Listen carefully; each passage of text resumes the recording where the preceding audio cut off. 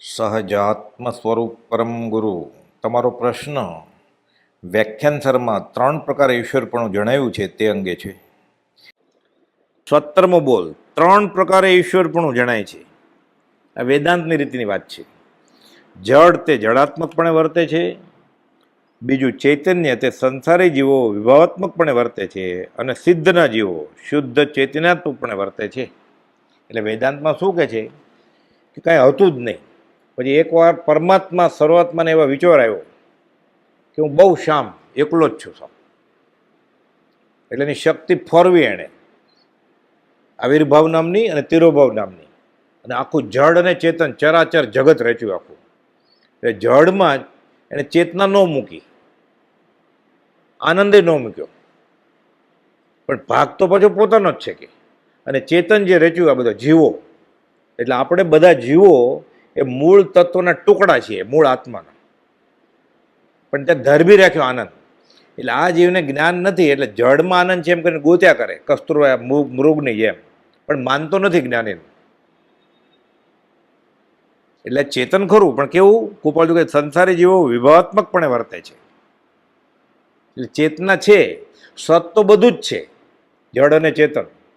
અહીંયા સતચિત્ત એટલે સત સાથે ચેતના પણ છે, જ્ઞાન ઉપયોગ લક્ષણ છે એને, પણ વિભાવમાં છે. એટલે સંસારી જીવો વિભાવપણે વર્તે છે, સંસારી જીવો વિભાવાત્મકપણે વર્તે છે. અને આ વિભાવ નીકળી જાય, સ્વભાવમાં આવે જીવ, તો સિદ્ધ શુદ્ધ ચેતનાત્મકપણે વર્તે છે. એટલે ખરો આનંદ જળમાં નથી. એટલે જળમાં શોધે છે એનું નામ સંસાર, પણ એ તો માયા છે. કોણે માયા કરી? એ ઈશ્વર તારી માયા. એટલે આ માયા રચી ભગવાને વેદાંત પ્રમાણે. પણ બ્રહ્મ સત્ય જગત મિથ્યા આ છે નહીં, કલ્પના જ છે ખાલી. એવું જે ખરેખર સમજી જાય ગુરુના બોધથી, એને ખબર પડે કે તું જ તત્વમસી, તું જ છો. સોહમ સોહમ પોતાને ગોતે. એ ક્યારે ગોતી શકે? જ્યારે દાસોહમ થાય તો. દાસ ભાવે ભક્તિ કરે જ્ઞાનીની, પછી એને ખબર પડે કે આનંદ તો બહાર નથી, આનંદ તો મારામાં છે. અત્યાર સુધી એ પરમ સુખ ગોતતો હતો. સુખ વસે આત્મા વિશે તેનો નહીં નિર્ધાર, શોધે સુખ હીન વસ્તુમાં, જળમાં નહીં જળના. પછી એને ખબર પડી કે સુખ તો મારી પાસે જ છે. પછી ખબર હું તો આ બ્રહ્માંડનો અંશ છું. એટલે કોપોદે એવું બધું વેદાંતની રીતે 158 પત્રમાં અને બીજા પત્રમાં કહ્યું છે કે હરિ તારા આ બ્રહ્માંડનો એક ટુકડો, અચિંત્ય એવું તારું વર્ણન હું શું કરી શકું. પછી એમાં એમ કહે છે કે જ્યારે લિબરેશન થાય, મોક્ષ થાય, ત્યારે તેજમાં તેજ ભળી જાય. એટલે બધા ટુકડાઓ ચેતનાના, જેનો જેનો મોક્ષ થાય મૂળ ટુકડામાં ભળી જાય, શરૂઆતમાં ભળી જાય. એટલે મીરાબાઈએ ઉભો દેહ છોડ્યો શ્રીકૃષ્ણ સામે, એટલે તેજમાં તેજ ભળી ગયું એમ કહેવાય. એટલે કહે છે કે સિદ્ધ શુદ્ધ ચેતનાત્મકપણે વર્તે છે. એ સિદ્ધ તો સાદી આનંદ આનંદ સુખમાં જ છે, આનંદમાં જ છે. એટલે સચ્ચિત આનંદ છે એને. તો સંસારી જીવો સત અને ચિત્ત છે, ખરો આનંદ નથી. જ્યારે અહમ બ્રહ્માસ્મિ એટલે સમ્યક દર્શન થાય, આત્મ સાક્ષાત્કાર થાય, પછી એને આનંદ આવે. એટલે સચ્ચિદાનંદ. અને બાકીના બધા જળ પદાર્થો એ જળાત્મકપણે વર્તે છે, ત્યાં આનંદ છે જ નહીં. ત્યાં ધરબાયેલો દટાયેલો જ છે આનંદ. આ ભગવાને આવું રચ્યું એમ. જળ ચેતન પણ વિભાવવાળું, ચેતન પણ શુદ્ધ ચેતન. એટલે ત્રિવિધ, એટલે 3 પ્રકારે ઈશ્વરપણું જણાય છે. એટલે ગોપાલદેવની આમ માન્યતા નથી, પણ વેદાંતની રીતે કોઈકે પૂછ્યું હશે એટલે ઉપદેશ કર્યો ગોપાલદેવ કે આ વસ્તુથી છે સમજવા માટે. ઘણીવાર આટલું જ વાંચે આ 2 લીટી, એટલે એમ તે ગોપાલદેવે જગત કરતાને માને છે. ગોપાલદેવ જગત કરતા તો મોક્ષમાળામાં 16મે વર્ષે ઉડાડી દીધો છે કે જગત કરતા કોઈ છે જ નહીં. ને આત્મસિદ્ધમાં સિદ્ધાંત લખ્યો, ઈશ્વર કરતા કોઈ નહીં, ઈશ્વર શુદ્ધ સ્વભાવ, અથવા પ્રેરક તે ગણે ઈશ્વર દોષ પ્રભાવ. પણ એ કોઈ પૂછ્યું હોય વેદાંતની રીતે, સામેવાળાને સમાધાન થાય કે આ શરૂઆતમાં હરી 3 પ્રકારે કેવી રીતે છે, એટલે સમજાયું છે. એટલે એ જગત કરતાને બાજુમાં મૂકીએ તો વેદાંતનો વૈરાગ એટલો જ સારો છે. ગાંધીજીને ગોપાલે કહ્યું કે બ્રહ્મા વિષ્ણુ મહેશ ને આ દુનિયા કોણે બનાવી, એ રૂપકથી કહ્યું છે, પણ હમણાં તમે બાજુમાં રાખો કે ભલે રે આ બ્રહ્મા વિષ્ણુ રૂપક. એનો સિદ્ધાંતનો તાગ મેળવવાની કોશિશમાં હમણાં પડતા નહીં. તમારી એ ભૂમિકા નથી, આત્મા ચૂકી જશો. બાકીનો ઉપદેશ બોધ લઈ લ્યો, છેલ્લે આત્મા એક છે કે અનેક છે, જગત કરતા છે કે નહીં, બધું સમજાઈ જશે. સહજાત્મ સ્વરૂપ પરમ ગુરુ. વ્યાખ્યાન સર 2 9મી નોંધના 17મા બોલમાં કૃપાળદેવ જણાવે છે કે 3 પ્રકારે ઈશ્વરપણું જણાય છે. જળ તે જળાત્મકપણે વર્તે છે 1, બીજું ચૈતન્ય સંસારી જીવો વિભાવાત્મકપણે વર્તે છે તે 2, અને ત્રીજું સિદ્ધ શુદ્ધ ચૈતન્યાત્મકપણે વર્તે છે આ ત્રીજું. 3 પ્રકારના ઈશ્વર આ મૂળમાં વેદાંત વિચાર છે. જ્ઞાની સમાધાન કરે છે, ન્યાય નહીં. અજ્ઞાનીના અનુગ્રહને અર્થે કંઈ રૂપાંતરપૂર્વક પણ કહ્યું જાય છે. વચરામૃત 218.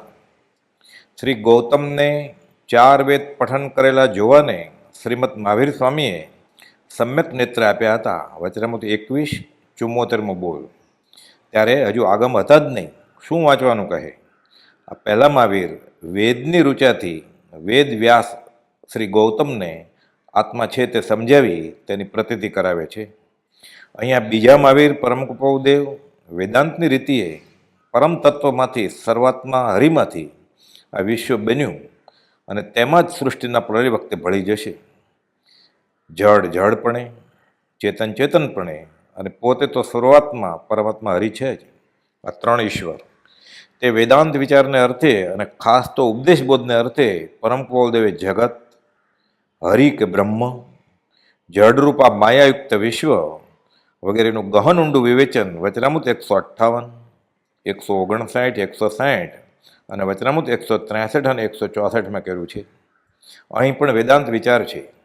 તેઓએ સ્પષ્ટ બોધ્યું છે કે જગત રૂપે કોઈ ઈશ્વર નથી. વચનામૃત 530માં ગાંધીજીના બીજા સવાલના જવાબ રૂપે અને વિશેષ સ્પષ્ટતા સાથે મોક્ષમાળા શિક્ષાપટ 97માં આ અંગે કૃપાળદેવે સમજાવ્યું છે કે ખરેખર જગત કરતા હોય તો તેને મૂળથી ઉખાડનાર એવા મહાવીર જેવા પુરુષને જન્મ જ શા માટે આપે? જીનના કહેલા દર્શનને જગતમાં વિદ્યમાનતા કેમ આપે? પોતાના પગ પર કુહાડો મરવાનું શું પ્રયોજન? વળી ઈશ્વર કે જગત કરતા તરીકે છે કે હોય તો તેને કોણે બનાવ્યા? સ્વયંભૂ પોતે સ્વયં ઉત્પન્ન થયા એમ કેવું કપોળ કલ્પિત સાબિત થાય. મૂળ દ્રવ્ય ચેતન કે જળ આ બનાવવાનું મટીરિયલ ક્યાંથી આવ્યું? હતું જ ચેતન ચેતન રૂપે અને જળ જળ રૂપે હતું, છે અને હશે. 5 ઇન્દ્રિયોના વિષય અને કશાય ઘટે.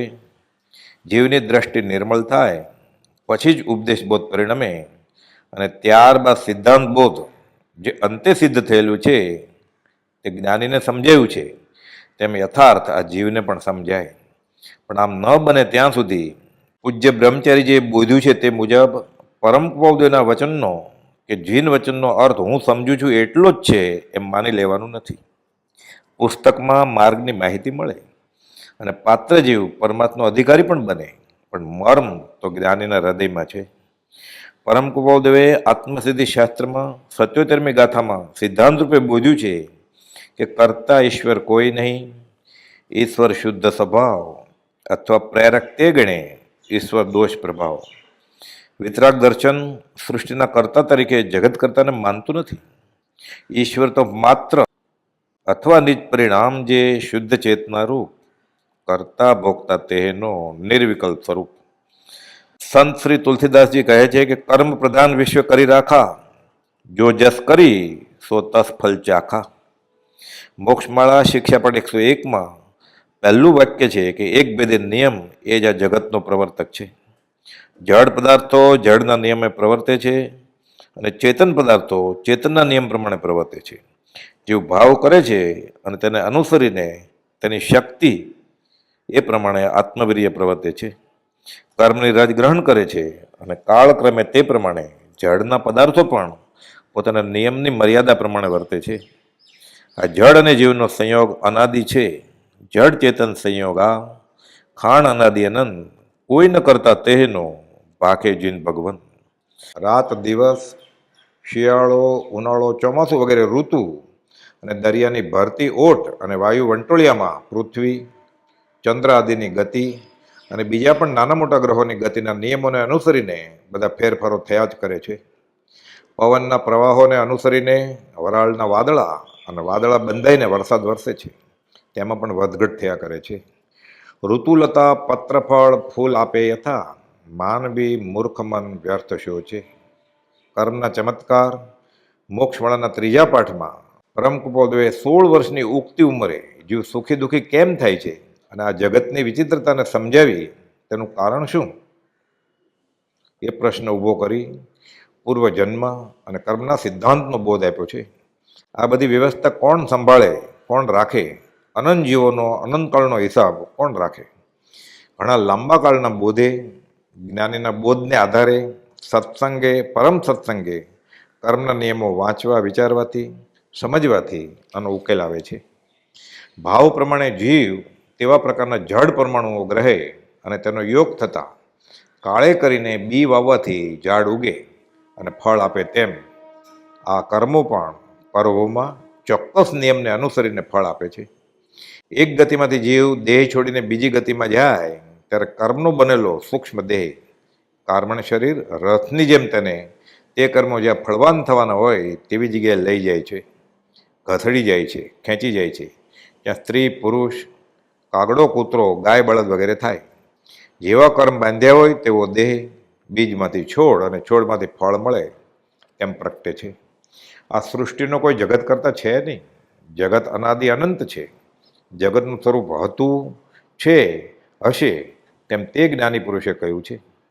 જૈન દર્શનના જાણનાર એવા જીન અને તેનું બોધેલું પવિત્ર જીન દર્શન કંઈ નાસ્તિક નથી, પણ જગત કરતા તરીકે ઈશ્વરને માનતું નથી. ઈશ્વર તો શુદ્ધ સ્વભાવી પરમ તત્વ છે, તેને તો માને જ છે. તે જ બનવા માટે બોધ છે. શિક્ષાપાઠ 101માં પહેલા બોલમાં લખ્યું એમ એક ભેદે નિયમ એ જગતનો પ્રવર્તક છે. આ નિયમ એટલે સત, હોય તે હોય, ન હોય તે ન જ હોય. સત્યેન તપ્તે રવિ, સત્યેન તિષ્ઠતી પૃથ્વી, સત્યેન વાયસ્તી વાયુ, સર્વે વસ્તુ સત્યેન પ્રતિષ્ઠિત. વસ્તુનો મૂળ સ્વભાવ તે ફરે જ નહીં. મૂળ દ્રવ્યનું રૂપાંતર થાય, જાત્યંતર ન થાય. આ જગત પ્રવર્તનશીલ છે, પણ માત્ર બાહ્ય રૂપો બદલે. મૂળ દ્રવ્યનો નાશ કે ઉત્પત્તિ થાય નહીં. જો નાશ થતો હોત તો આજ સુધીમાં જગત શૂન્ય થઈ ગયું હોત, પણ હોય તેનો નાશ નહીં, નહીં તે નહીં હોય, એક સમય તે સૌ સમય. ગીતામાં પણ બોધ્યું છે કે ના સતો વિદ્યતે ભાવો, ના ભાવો વિદ્યતે સત. અધ્યાય 2, 16મો શ્લોક. એક અક્ષરમાં નિયમ ઓમ, તેમાં ત્રિપદીમાં ઉત્પાદ, વ્યય અને ધ્રુવમાં વિશ્વ આખાનું પદાર્થ વિજ્ઞાન સમાયું છે. ઓમ, અ ઉ મ, બ્રહ્મા અજન્મા, પેદા કરનાર, અજન્માનો અ. વિષ્ણુ પાલન કરે, વિષ્ણુનો ઉ.